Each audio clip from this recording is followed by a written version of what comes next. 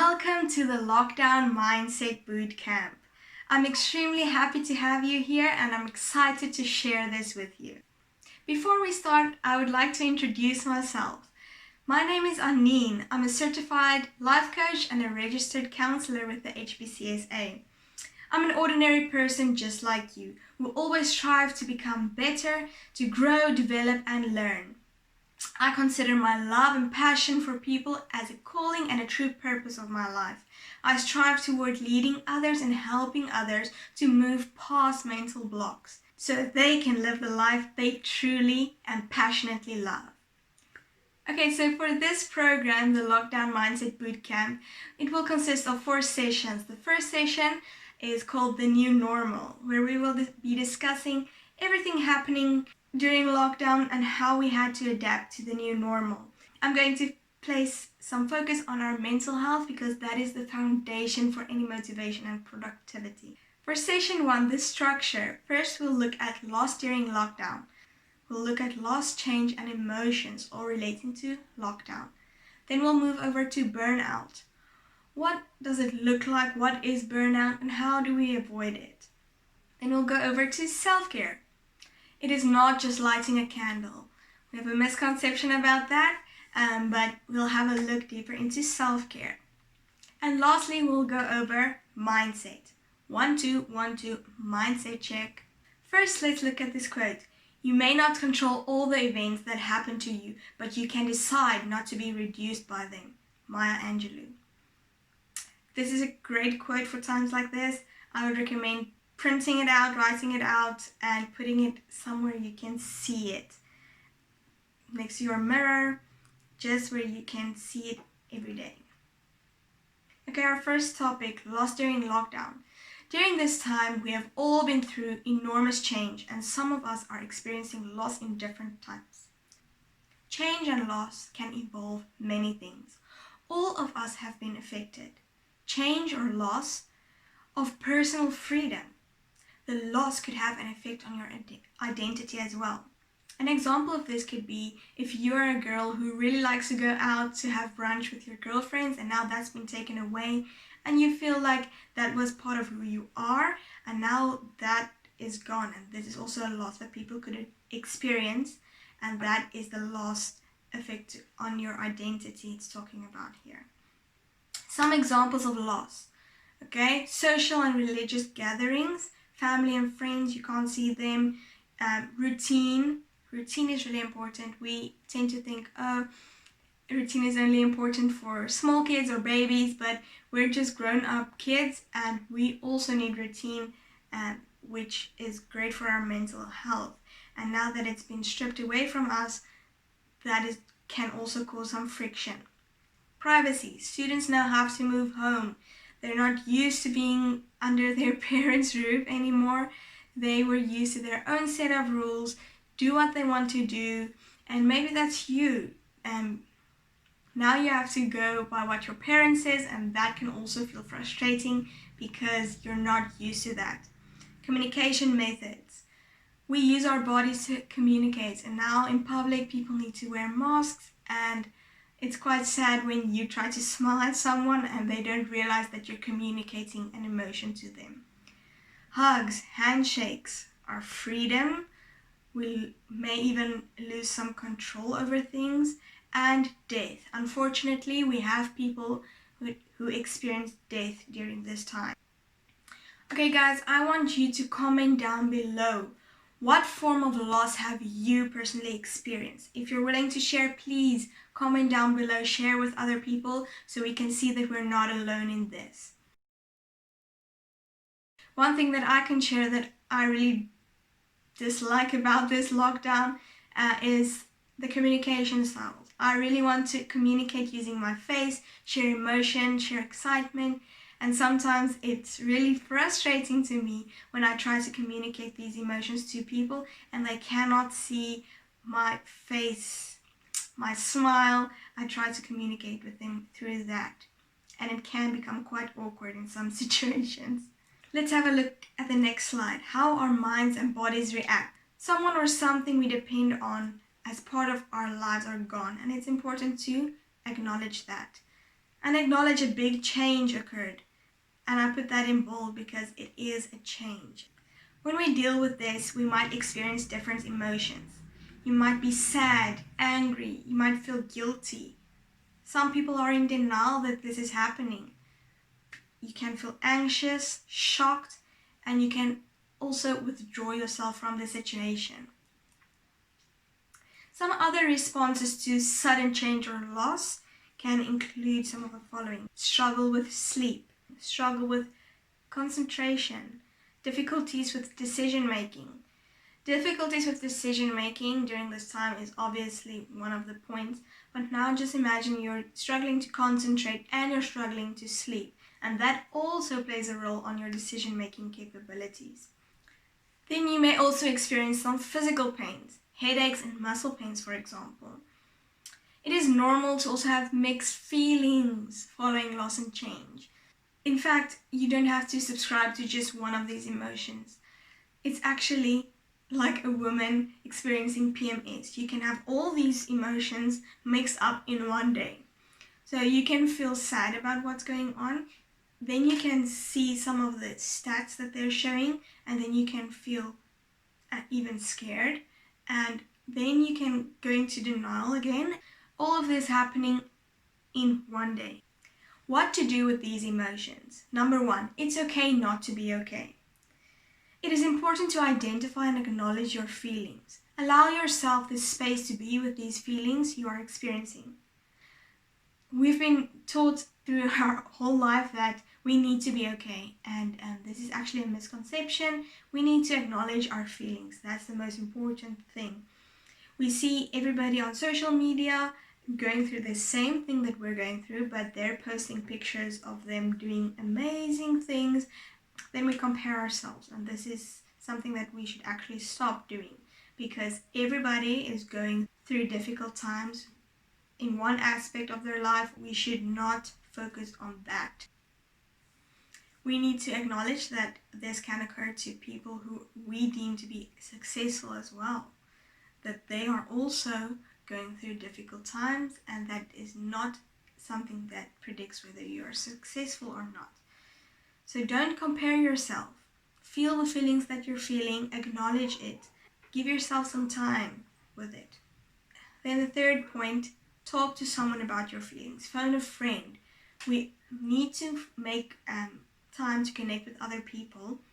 Our friends that we usually would see on a regular basis, we need to phone them and talk to them, and feel free to talk about your emotions as well, because maybe they go through the same thing that you're going through, and we can help each other out.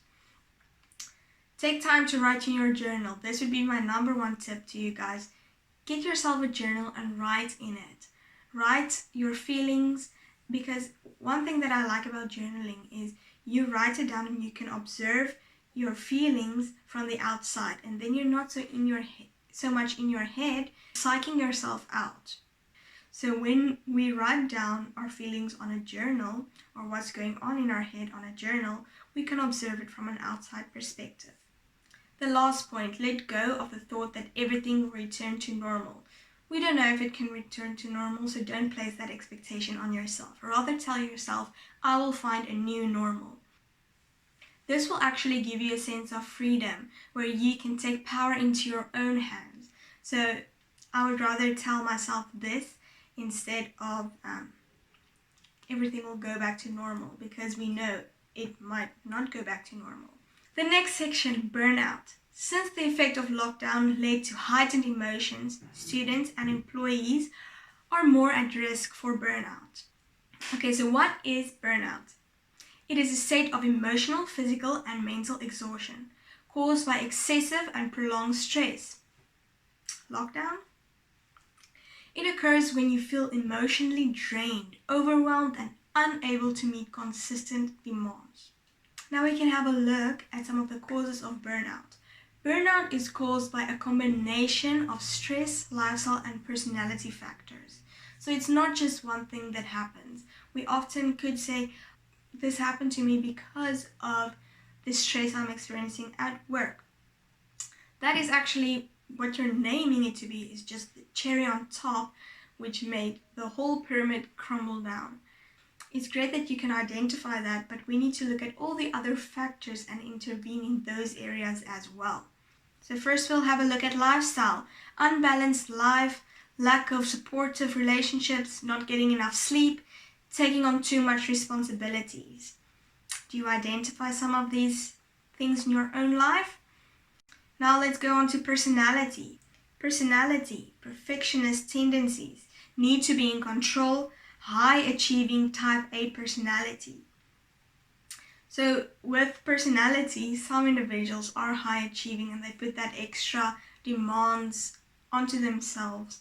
And sometimes we need to also realize it's okay to say no. I'm not going to do that. I'm putting the boundary there because I'm looking after myself so I can give the best possible result from the things that I'm doing. Now we can go over to stress, the third factor. Some examples of this can be high pressure, doing work that does not challenge you, lack of recognition for work, lack of control, and lockdown. So with doing work that does not challenge you, a lot of people think that you can only experience stress and negative emotions regarding putting a lot of extra pressure onto yourself and demand that you put on yourself or that the workplace can put on you.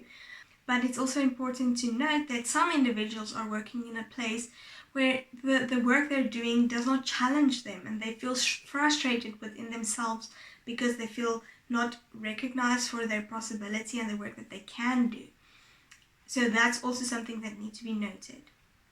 So what happened for me was I placed a lot of focus in one area of my life, telling myself I need to focus on studying, I need to do my work, I need to study. And then I actually neglected the other areas of my life. And that became a big problem because when that one area of my life, I, according to myself and my own standards, did not do as well as I wanted to, then my whole pyramid crumbled down. Okay, the signs and symptoms of burnout. Physical symptoms, feeling tired and drained. Lowered immunity, which is not great in our current circumstances. Frequent headaches and muscle pains. Change in appetite or bad sleeping habits. Then we have a look at our emotional symptoms. Sense of failure and self-doubt. Feeling helpless, trapped and defeated. Detachment, feeling alone in the world.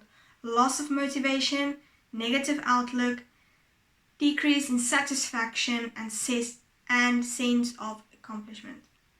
Behavioral signs and symptoms include withdrawing from responsibilities, isolating yourself from others, procrastinating, using food, drugs, or alcohol to cope, taking out frustrations on others, skipping work, coming late, and leaving early. You're just done with it. You're trying to avoid everything because you cannot take on anything else.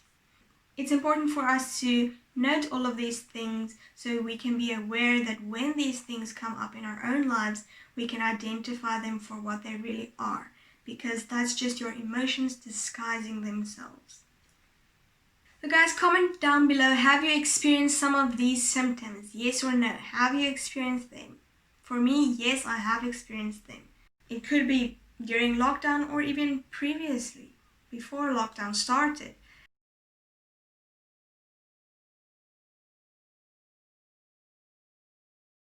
Now moving on to the next slide. Don't forget you're human. It's okay to have a meltdown, just don't unpack and live there. It is okay, it happens to us, it happens to everybody at one stage of their life, but it's what you do after. Are you going to unpack and live there? That's up to you. Moving on to self-care.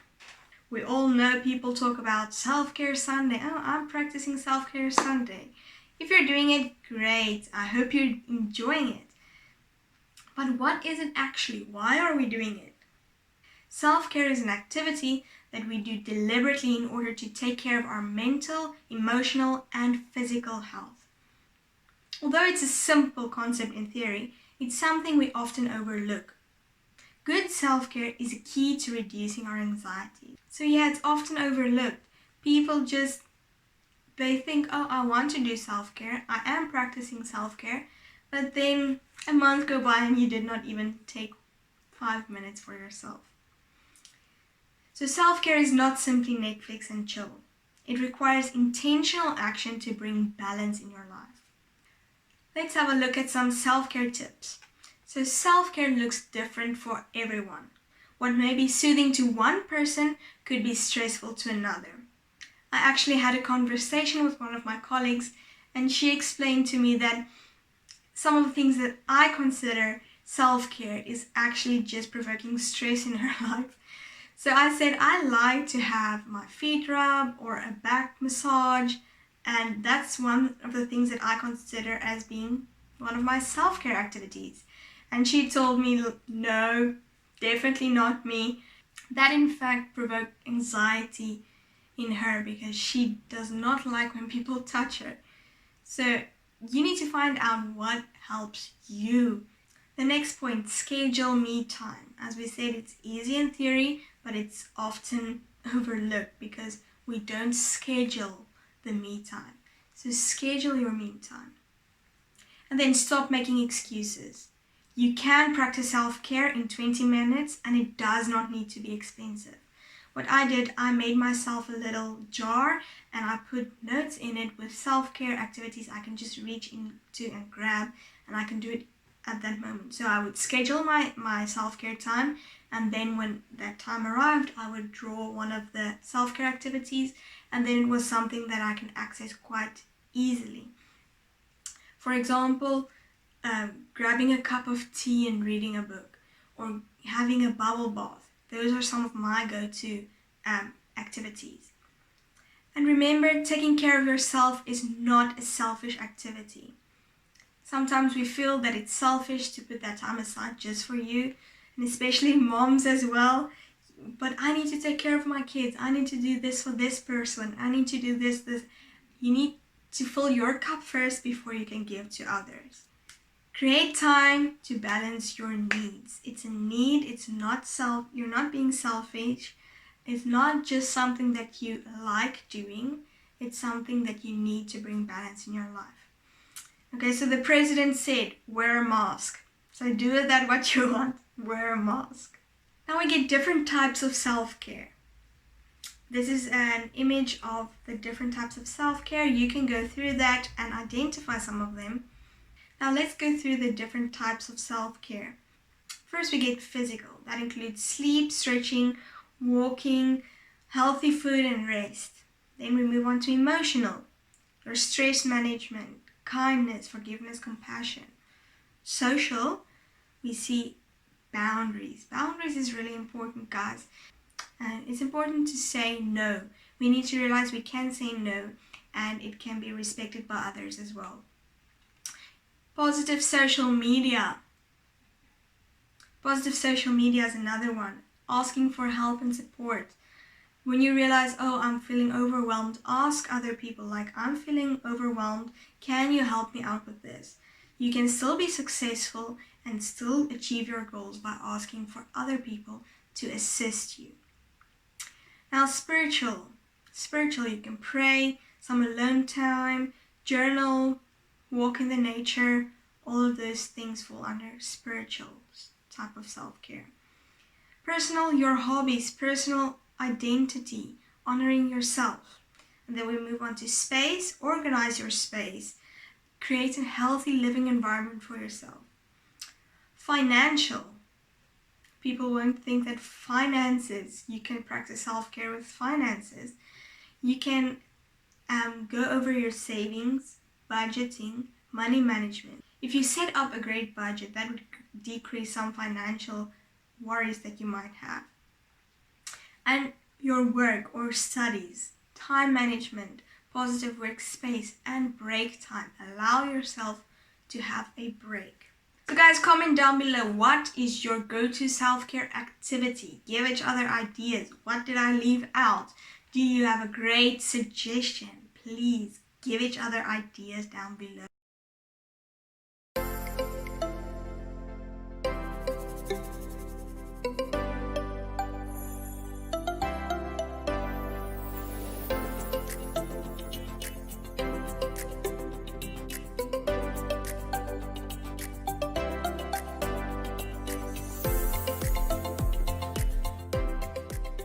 Another thing that I like to do is I made myself some bath bombs.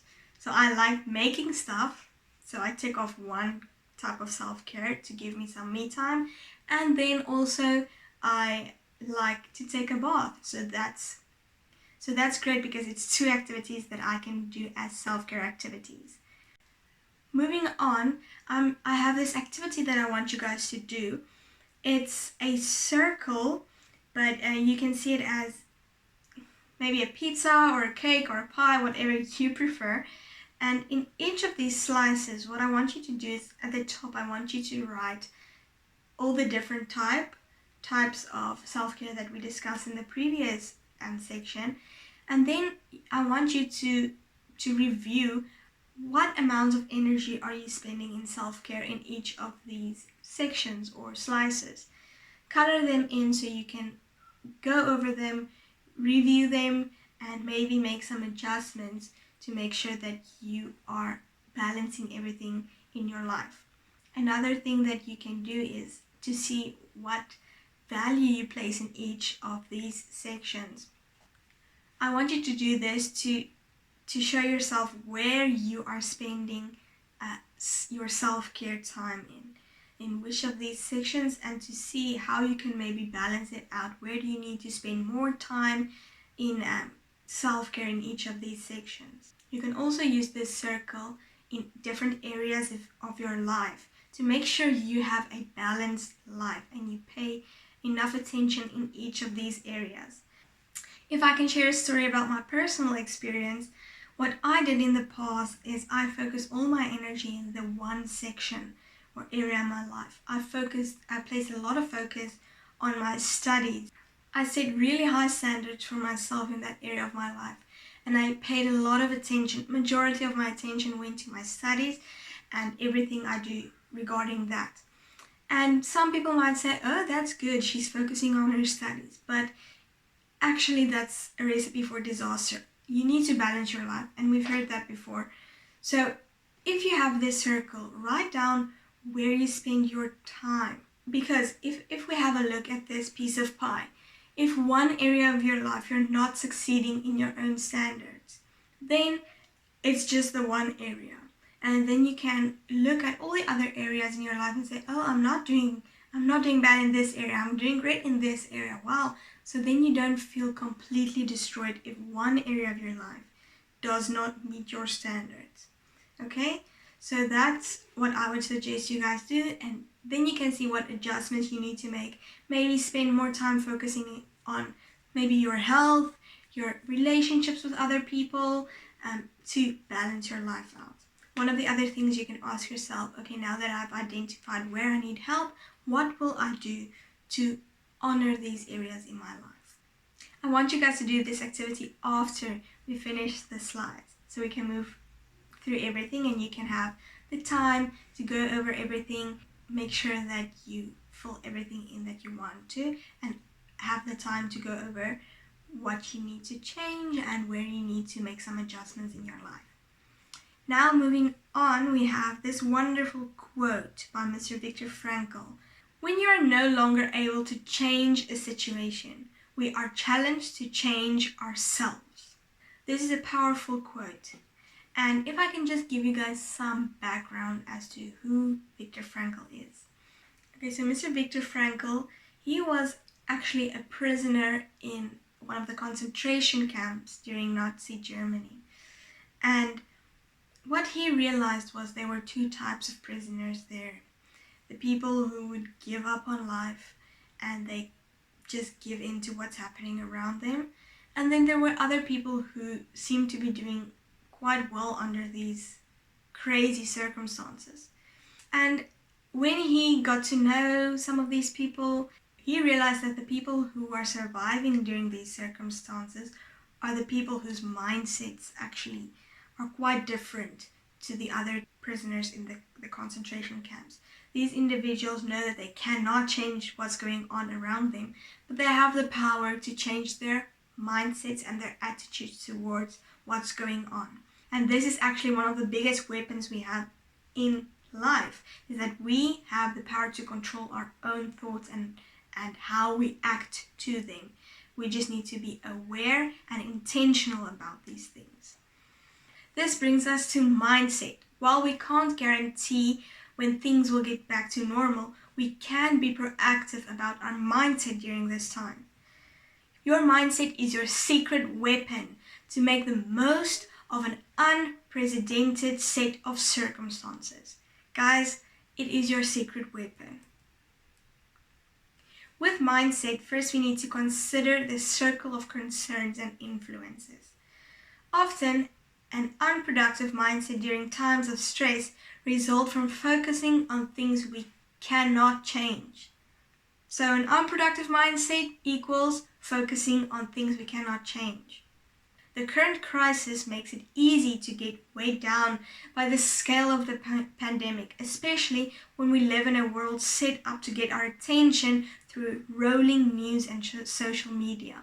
When we go onto social media constantly, we are being faced with, we're living through a pandemic, we're seeing the stats of people dying, people getting infected, and this can also weigh us down. So what do we need to consider? First, we need to note our concerns. Take time to proactively analyze your thoughts and worries. Write your feelings in a journal. I told you guys, get your journal. That's my number one recommendation out of today. Then, expand your influence. How much influence do you currently have over the things that concern you? Write in your journal. I'm feeling this way because this, and this. And how much influence do I have or control do I have over this? Is it something that I can control? If so, how can I control it? If not, what can I focus my attention on rather than focusing on this that I cannot control? How can you gain more influence over each of these things? Then we have to look at others. That's a great tip. Look at others. See how they're doing. What are they doing to be more proactive about their concerns? And how other people are managing, and you can follow their lead. The next thing regarding mindset, we need to prioritize our mental and physical self-care. We need to regain perspective.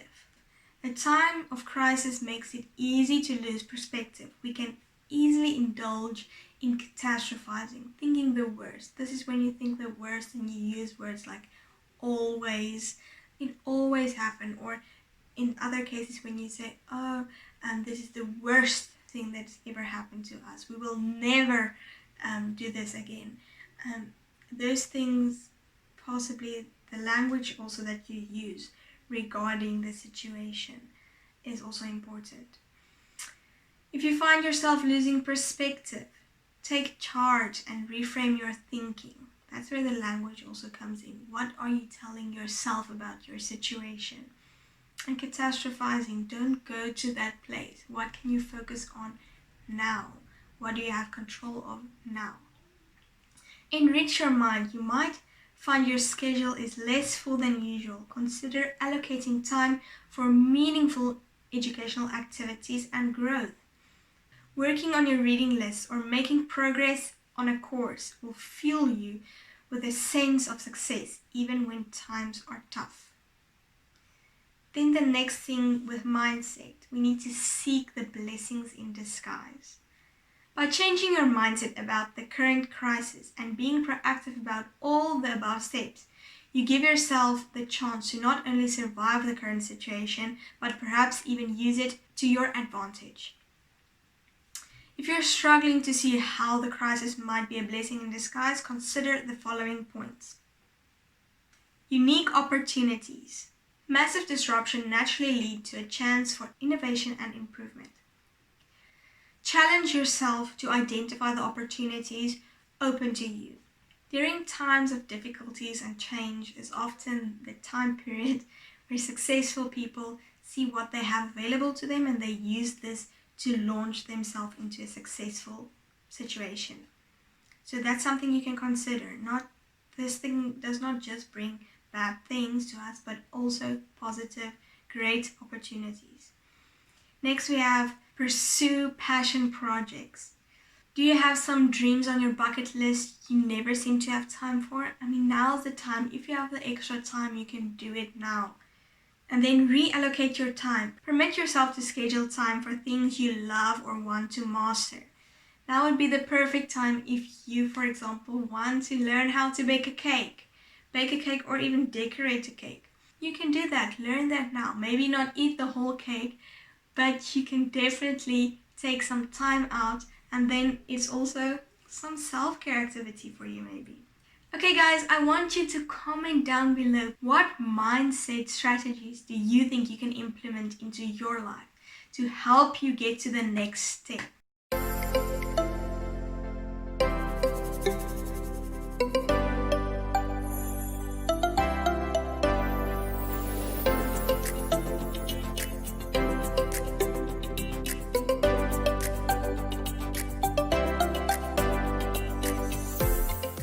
What is it? What do you think will help you? Please leave a comment. I want to know what will you implement in your life. Now we get to the last task I want you guys to do. This is also some questions that I want you to write down and go over it in your journal. So it will pop up on the screen right now and you can see them. Please write them down and go over them in your spare time when you have the opportunity, where you have some quiet time, and think about these things.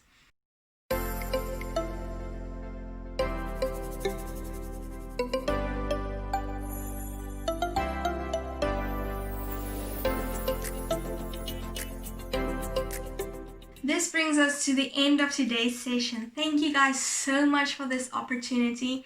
I hope you enjoyed today, and I hope you found some of these strategies useful and you can implement them in your life. If you enjoyed this session and find it helpful, please leave a comment down below and hit the like button, and then I will see you next time. Thank you so much guys. Enjoy the rest of your week. Bye.